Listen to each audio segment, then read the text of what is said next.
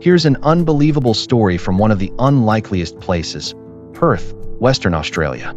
Surrounded by the Indian Ocean to the west and the endless outback to the east, this city is so remote that it's often called the most isolated capital on Earth. Yet, what unfolded there in the early 1980s sounds less like a true crime tale and more like the plot of a Hollywood thriller featuring a gold heist, police corruption, bikers, and a car bomb in the leafy suburbs. It began with a fire in 1982 when a small suburban building society went up in flames. Among the ruins were bank checks that were presumed destroyed, except they hadn't been destroyed. The checks were stolen, and weeks later, they were used to purchase $650,000 worth of gold bullion from the Perth Mint, equivalent to over $2 million today. The case was handed to Detective Don Hancock, a veteran investigator and head of the Crime Investigation Branch, known to his colleagues as the Silver Fox. Renowned for his sharp instincts and colder resolve, Hancock quickly realized this wasn't a random fraud. The operation had been arranged entirely by phone, in an age before caller ID, and cleverly exploited the banking system's trust in bank checks, which were treated much like cash. Armed guards collected the checks and bullion containers from a nearly empty office space, which was staffed only by a receptionist hired just for the day. The Mint accepted the checks without suspicion and loaded the gold into boxes, which were then returned to the same office. The receptionist signed for them. Then a separate courier arrived, collected the boxes, and delivered them to a quiet hangar at Jandakot Airport. That was the last time anyone saw the gold. After some consideration, Hancock regarded the Micklebergs as the most likely suspects. Ray, Peter, and Brian Mickleberg are three brothers who recently came onto the police radar. Ray, the eldest, was a former SAS soldier and Vietnam veteran. Next was Brian, a successful pilot. The youngest was Peter, an abalone diver, something he often did with Ray.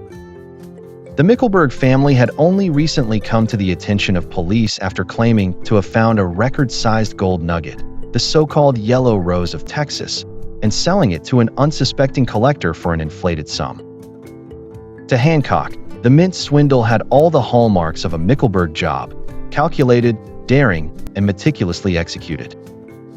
The police quickly obtained warrants to search the brothers' homes, but no evidence of the stolen bullion was found. However, many other items related to Ray's unusual hobbies, such as photos of him melting gold and casts of hands, were taken into police custody.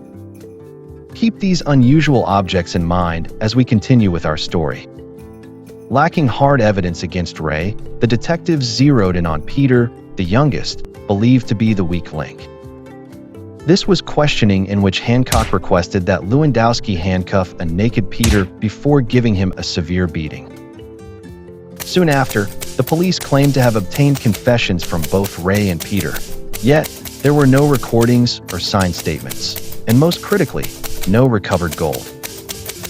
The brothers arrived in court to find the prosecution alleging that they had discovered Ray's fingerprint on one of the 3 checks used to defraud the Mint. The case relied heavily on circumstantial links. However, the jury accepted the fingerprint evidence as virtually irrefutable and sided with the prosecution. Ray was sentenced to 20 years, Peter to 16, and Brian to 12 years, which are some of the longest sentences ever given in Australia for property theft.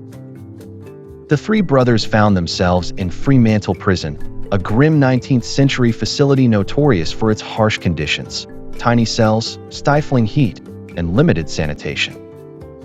Violence was common. In one shocking incident, Ray had a finger bitten off by another inmate during an assault in the yard, a symbol of the brutality they endured. The Micklebergs continued to insist they were innocent and framed by corrupt officers. Consequently, they used their free time while incarcerated to appeal their convictions. Their persistence finally paid off when Brian's sentence was reduced to 8 months, allowing him to continue his brother's battle from the outside. However, Brian was soon killed in a suspicious 1986 plane crash. Brian was an experienced pilot with a spotless record. Yet, the accident was attributed to a lack of fuel. Many suspected foul play as Brian diligently worked on his brother's appeal. As you will learn later in this story, Hancock's vindictiveness and reach have few bounds. Nevertheless, Ray and Peter's battle continued while still in prison. To counter the fingerprint evidence, the brothers proposed that police had faked this fingerprint using the silicon casts removed from Ray's home. The brothers even found a fingerprint expert to testify on their behalf that the fingerprint evidence used to convict them had been fabricated. However, despite numerous appeals throughout the 1980s and 1990s, the courts consistently rejected efforts to overturn the convictions. In 1989, one of the missing gold bars was sent to a television reporter with a note that read, "The Micklebergs are innocent and rotting in jail." 3 months later, most of the remaining missing bullion was left on the property of the same television station in pelletized form, along with a note suggesting that the Micklebergs had been framed. The Mint confirmed it was the missing gold, but the Micklebergs' convictions over the swindle stood. Peter was finally released in 1991 after spending 6 years of his 14-year sentence behind bars. Ray stayed behind bars until 1993, when he was released after serving 8 years of his 20-year sentence. Nevertheless, the campaign to clear their names continued. By 1994, Don Hancock had quietly retired and returned to his roots in a small goldfields town known as Ora Banda, situated approximately 600 kilometers, 375 miles, east of Perth. He bought the old Ora Banda pub and spent many years restoring it to its former glory. The Silver Fox was determined to put the old town back on the horse racing and tourist map, devoting much of his time to restoring the racetrack and historical landmarks. By 2000, his hard work was finally paying off as horse racing and tourism had returned to Ora Banda.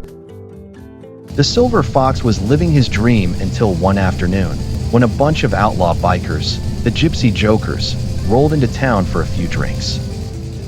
If the bikers knew about Don Hancock's forbidding reputation, they might have thought twice before engaging in their usual antics.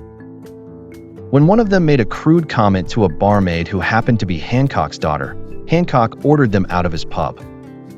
Therefore, seeing Hancock was not someone to reckon with, they left, continuing their gathering around a campfire in the nearby scrub. Then suddenly, 2 shots rang out from the surrounding darkness, and the Jokers took cover. They soon noticed that one of their number was bleeding profusely from a bullet wound to the torso. They rushed the wounded man to a nearby mine site medical center, but he was dead on arrival. The local police were informed of the death and initiated an investigation into the incident. Since Ora Banda has only about 30 residents, Don Hancock was the obvious suspect due to the earlier altercation. The investigating police had been with Hancock earlier that day, and upon questioning, noticed that he was freshly showered, had changed clothes, and smelled strongly of oranges. Wanting to test for gunshot residue, the officers requested the clothing he had previously worn. However, the Silver Fox refused to hand over the clothes or answer further questions.